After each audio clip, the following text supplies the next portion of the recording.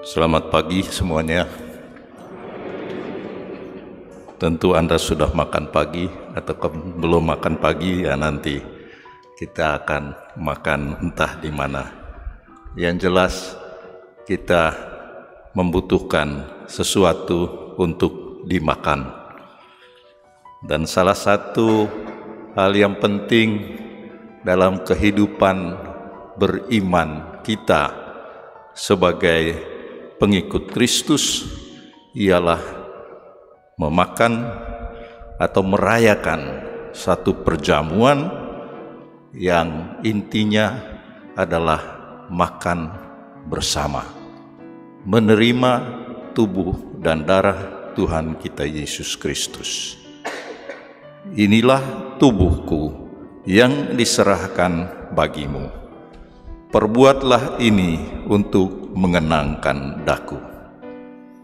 Ajaran utama Yesus ini diterima oleh gereja, diyakini, diakui, dan dirayakan.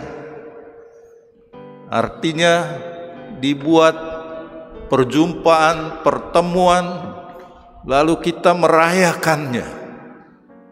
Merayakan Tuhan yang memberikan dirinya.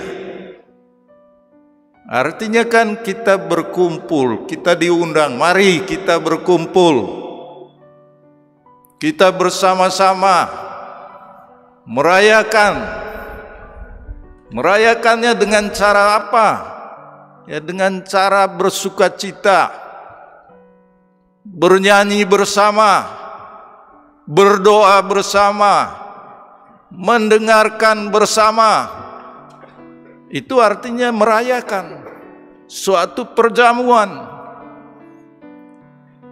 Maka kalau kita mengikuti Ekaristi tapi diam saja, tidak bernyanyi bersama, itu masih kurang.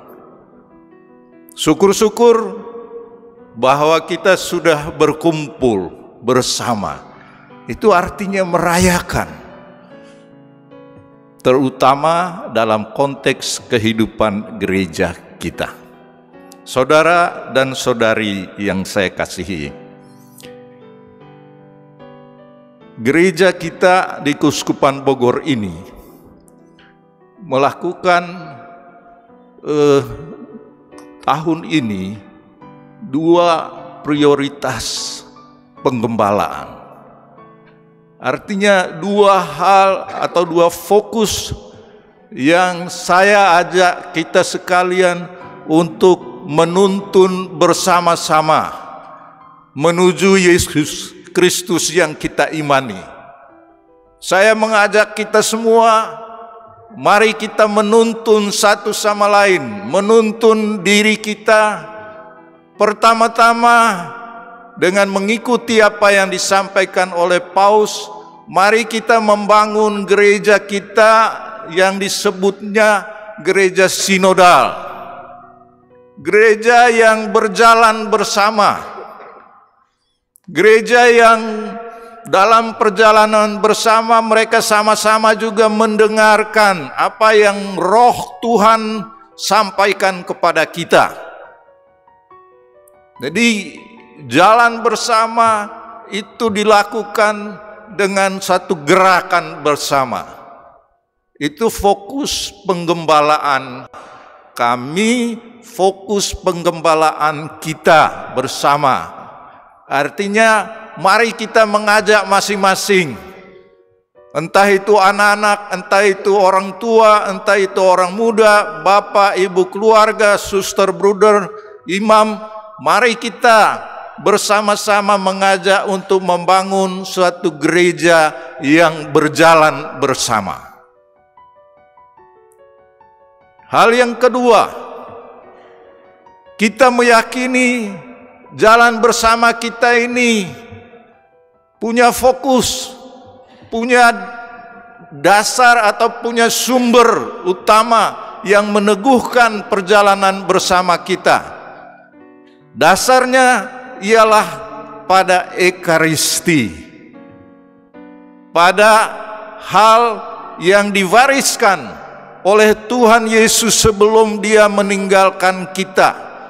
Ekaristi itu diciptakan, diberikan oleh Tuhan Yesus sendiri untuk mengenangkan dia selalu, untuk merasakan kehadiran dia, bahwa dia tidak pernah meninggalkan kita sendirian, tapi dia mau jalan bersama, dan dalam perjalanan bersama itu dia menjadi sumber, dia menjadi puncak dari kehidupan kita.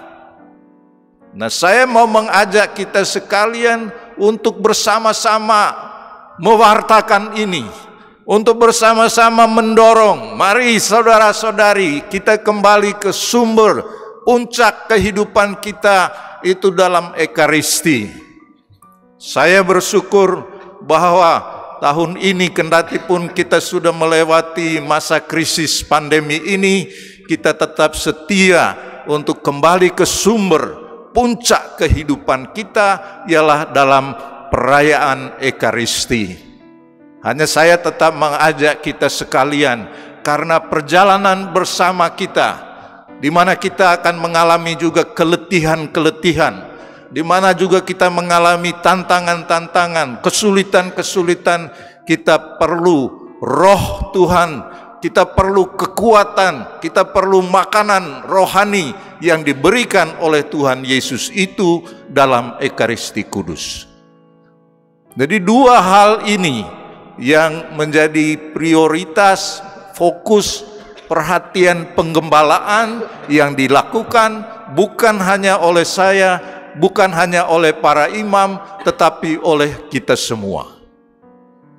Saudara dan saudari, gereja yang sinodal, gereja yang berjalan bersama, itu mesti bersumber, berpusat pada Ekaristi, pada Tuhan Yesus. Karena dalam Ekaristi itu kita akan mendengarkan roh Tuhan yang berbicara kepada kita. Roh Tuhan yang menuntun kita. Roh Tuhan itu siapa? Ya, roh Tuhan itu adalah dia yang diutus oleh Bapa dan Putra. Dalam Injil, dalam setiap bacaan-bacaan kitab suci, sesungguhnya kita mendengarkan bisikan roh itu, tuntunan roh itu. Apa yang dituntun oleh Tuhan kepada saya dari firman Tuhan hari ini misalnya, atau dari firman Tuhan besok tatkala saya mengikuti perayaan Ekaristi, atau tatkala saya membaca firman Tuhan, apa bisikan roh Tuhan kepada saya? Hari ini dalam bacaan Injil ditegaskan kepada kita beberapa hal ini. Yang pertama, Yesus mengingatkan para rasul, kamu harus memberi mereka makan. Konteksnya, Yesus mengajar di daerah terpencil, banyak sekali orang yang datang, banyak orang yang mendapat penyembuhan, tapi hari sudah malam. Di situ di kampung tempat terpencil, puji Tuhan, rasul-rasul juga punya kepedulian, kan? Mereka mengatakan, Tuhan Yesus, suruhlah mereka pulang ini, kasihan.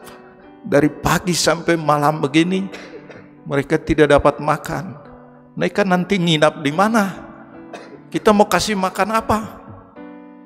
Sebaiknya mereka pergi. Yesus punya wibawa untuk menyampaikan, kamu pergi ya. Tidak ada makanan di sini. Itu pikiran para rasul. Tapi Yesus mengatakan apa? Kamu harus beri makan. Dan para murid mengatakan, bagaimana ya kami beri makan? Yang ada pada kami hanya 5 roti dan 2 ikan. Bagaimana bisa memberikan kepada orang banyak ini? Tapi kita kemudian mengetahui bahwa Yesus mengatakan, silahkan atur semua orang-orang itu duduk berkelompok-kelompok. Lalu Yesus berdoa kepada Bapanya, dan terjadilah mukjizat Ekaristi, mukjizat makan bersama. Semua mendapat makanan.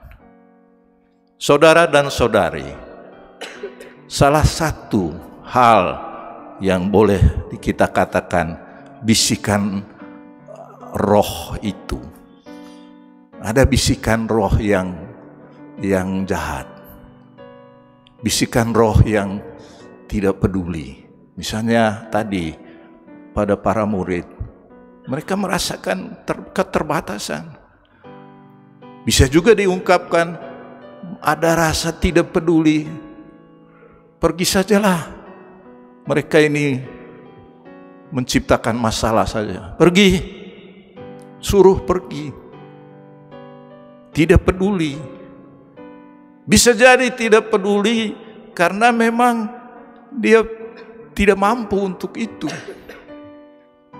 Tidak melihat ada kemampuan untuk itu, maka mungkin ya menyuruh orang pergi. Banyak orang yang seperti ini. Ada yang dengan sengaja memang tidak peduli terhadap sesamanya. Biar dia punya banyak makanan. Kadang-kadang kan kita melakukannya mungkin tanpa sadar. Ada yang beli makanan di restoran banyak-banyak, bawa ke rumah, makanannya tersisa banyak, lalu itu dibuang. Ada kan yang begitu toh? Lalu Paus mengatakan, orang yang beli banyak makanan, lalu itu dibuang-buang. Sebenarnya orang itu merampas hak orang miskin yang sebenarnya bisa dapat makan juga dari sana. Mudah-mudahan Anda tidak termasuk orang yang suka beli makanan banyak-banyak ya. Bukan melarang untuk beli makanan. Kalau dalam doa Bapa kami kita itu kan kita mohon berilah kami makanan secukupnya.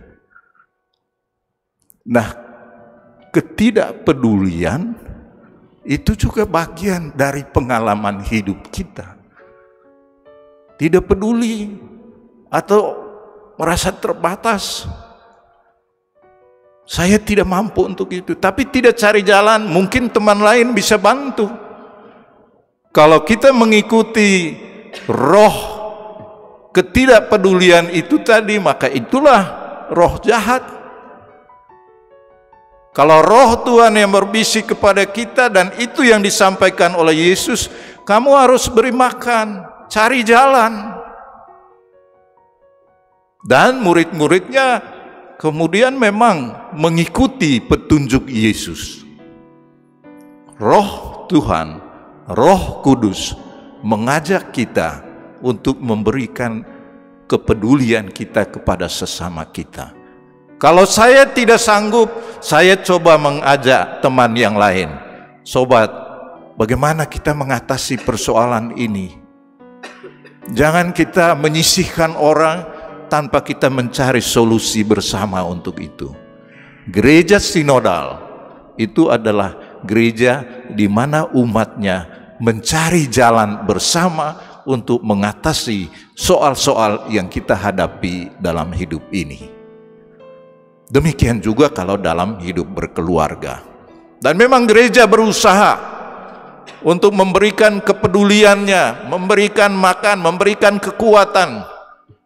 Ada PSE kita, ada usaha-usaha UMKM kita di gereja, ada dana sosial, kita kumpul bersama di lingkungan-lingkungan, ada solidaritas.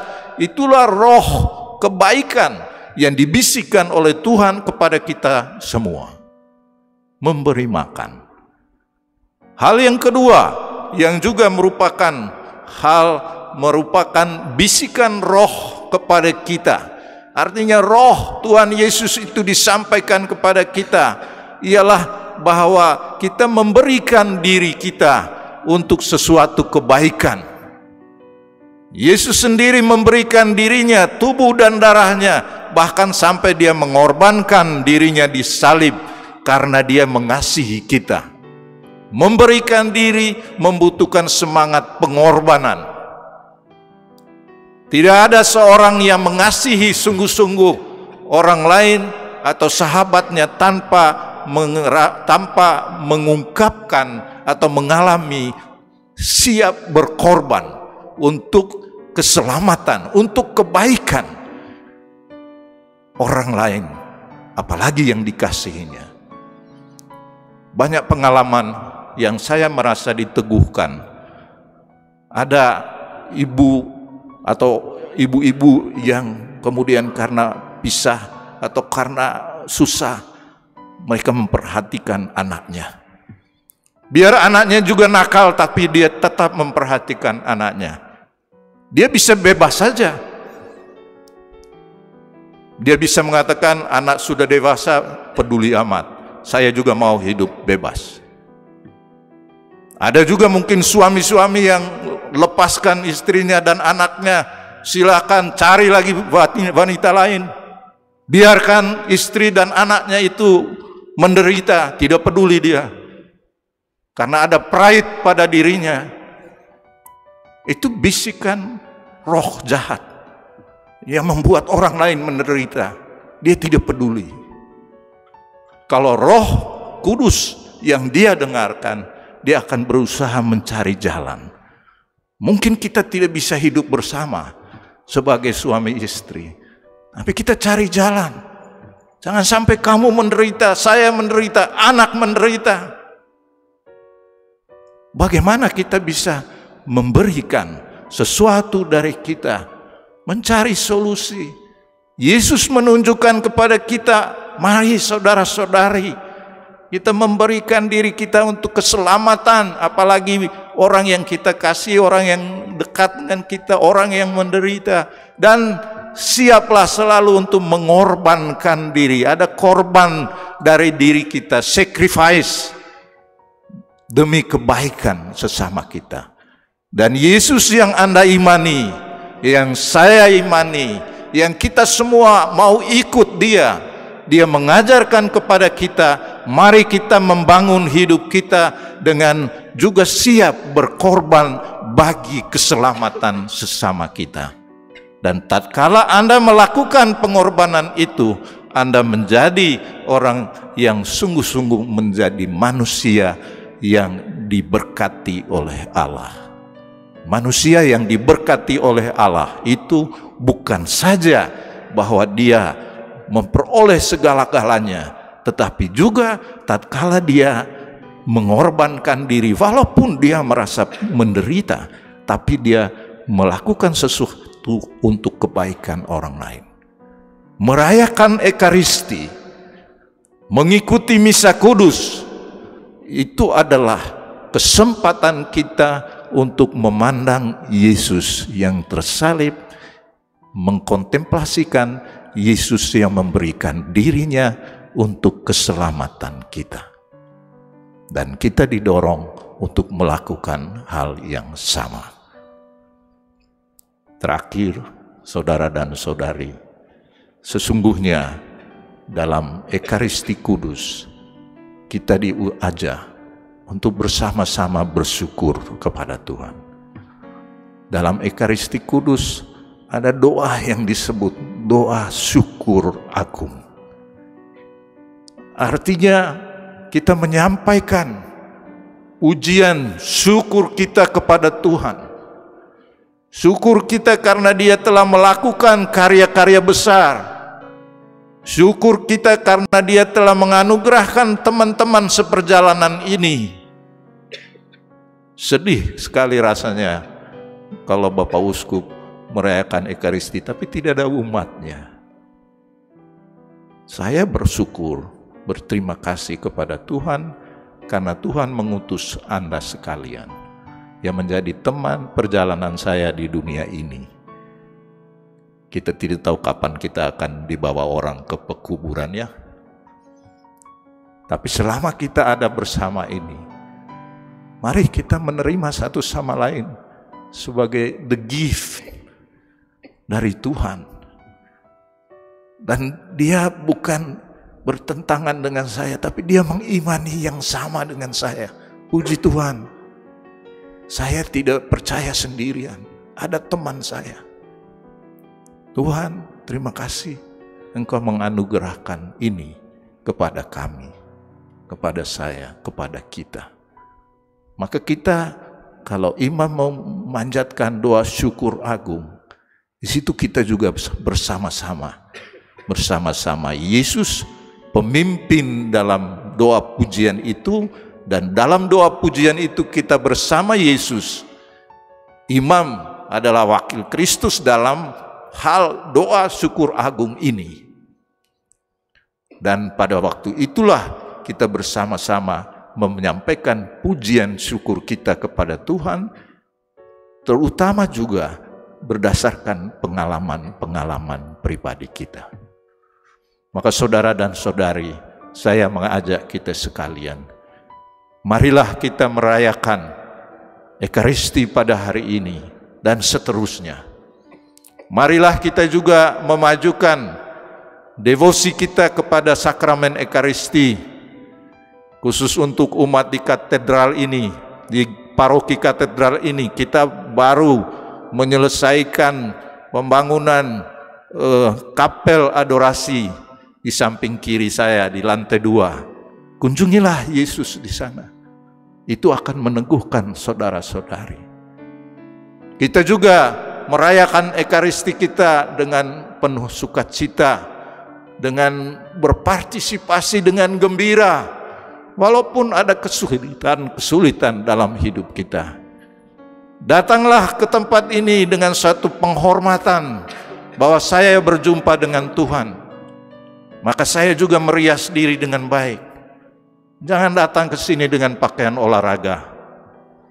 Anda tidak menghormati Tuhan. Walaupun Anda mungkin mengatakan yang penting hati saya. Tapi itu tidak cukup. Sama kalau Anda diundang ke kondangan, Anda pakaian celana pendek di sana. Tidak kan?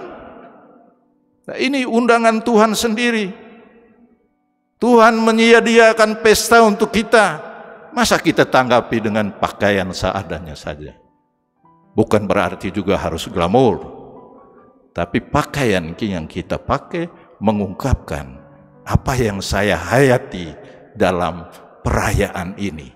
Ini perayaan Ekaristi, perayaan perjumpaan. Kalau seorang teolog Katolik dulu, dia dari gereja Pantekosta, dia mengatakan Ekaristi itu sebenarnya adalah perayaan perjumpaan surga dan bumi. Namanya Scott Hahn. Dia bertobat atau dia kembali dari anggota gereja Protestan menjadi orang Katolik, seorang pintar. Banyak buku-buku yang dia tulis. Bagus kalau Anda juga mencari buku-buku itu. Namanya Scott Hahn. Ada satu buku dia tulis dengan judul Rome Sweet Home. Roma, ya rumah keindahan. Dia kembali ke sana. Dan pandangan dia tentang Ekaristi, dia melihat bahwa Ekaristi adalah tempat terjadinya perjumpaan antara surga dan bumi. Karena di sana ada nyanyian kudus, ada nyanyian mohon pengampunan, ada nyanyian syukur, dan seterusnya. Maka mari saudara-saudari, kita meneguhkan iman kepercayaan kita pada perayaan Hari Raya Tubuh dan Darah Kristus dengan merayakan Ekaristi hari ini dengan penuh sukacita, penuh kegembiraan. Kita berdiri.